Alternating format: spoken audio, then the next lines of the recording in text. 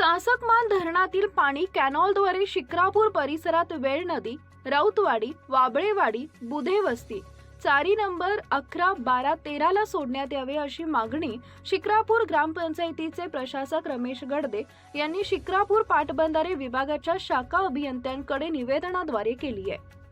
निवेदनात असं म्हटलंय की शिक्रापूर येथील वेळ नदी, बंधारे, राऊतवाडी, बुधेवस्ती इथं सध्या उन्हाळ्याचे दिवस असल्यामुळे विहिरीचे पाणी कमी झालेलं आहे।